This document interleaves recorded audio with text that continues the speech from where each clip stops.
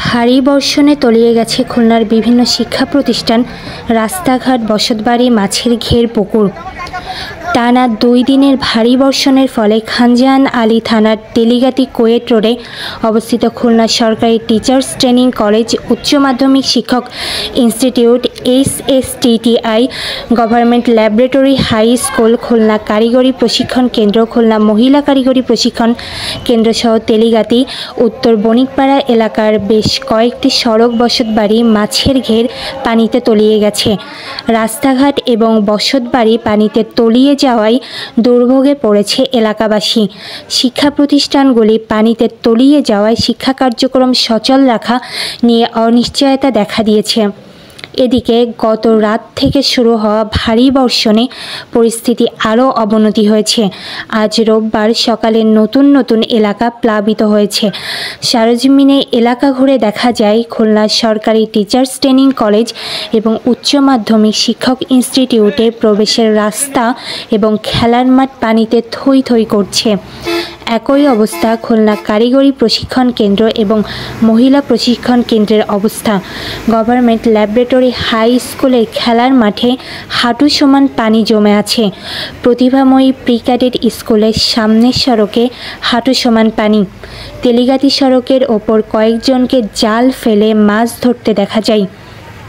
রাস্তার ওপর হাঁটু সমান পানি জমে থাকায় বয়স্ক নারী, পুরুষ, মহিলা, শিশুসহ সাধারণ পথচারীদের চলাচলে দুর্ভোগ পোহাতে হচ্ছে। ছোট ছোট বাচ্চা সহ পরিবার পরিজন নিয়ে সীমাহীন দুর্ভোগে আছে বসতবাড়িতে পানি জমে যাওয়া পরিবারগুলো।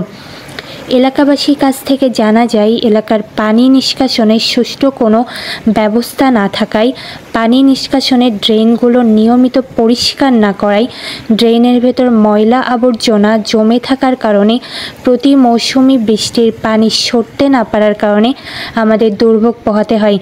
গত 5 বছর ধরে এই দুর্ভোগের মাত্রা আরও বেড়ে গেছে।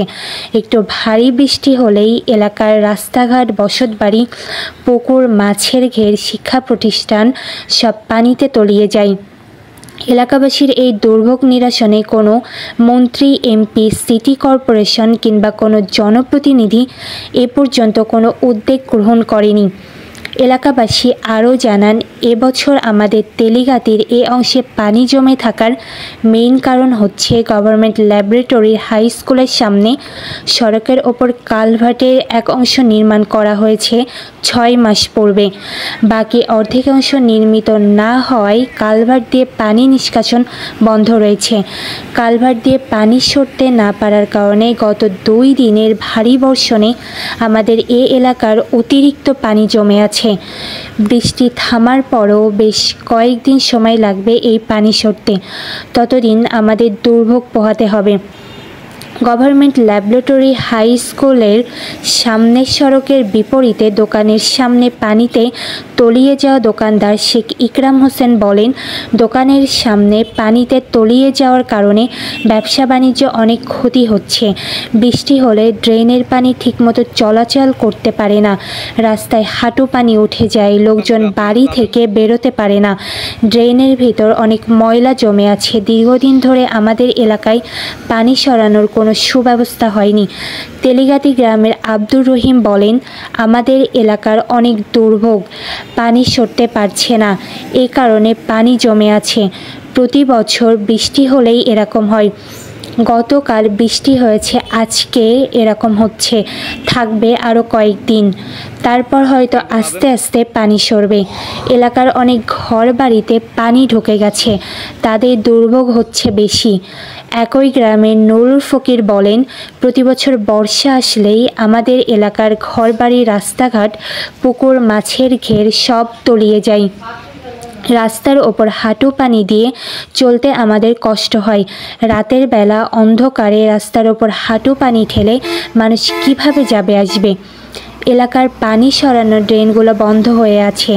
পানি সরানোর ব্যবস্থা না করলে আমাদের কষ্ট যাবে না। খুলনা সরকারি টিচার্স প্রশিক্ষণ কেন্দ্রের শিক্ষক ও প্রতিষ্ঠানের ফোকাল পয়েন্ট বিধানচন্দ্র রায় বলেন, প্রতি বছর বর্ষা মৌসুম প্রতিষ্ঠানের নিচতলায় পানি জমে যায়। পানি জমে থাকে প্রতিষ্ঠানে ঢোকার রাস্তায়, হাঁটু পানি জমা হয় প্রতিষ্ঠানের খেলার মাঠে। সাধারণত প্রতিষ্ঠানের নিচতলায় বিএড অনার্স কোর্সের ক্লাসগুলো নেওয়া হয়। ক্লাসের ভেতর পানি ঢুকে যাওয়ায় নিচের রুমগুলোতে ক্লাস নেওয়া সম্ভব হবে না। গভর্নমেন্ট ল্যাবরেটরি হাই স্কুলের ভারপ্রাপ্ত প্রধান শিক্ষক আবু হানিফ বলেন, প্রতি বছর বর্ষা মৌসুমে একটু ভারী বৃষ্টি হলেই আমাদের বিদ্যালয়ের ভিতর পানি জমে।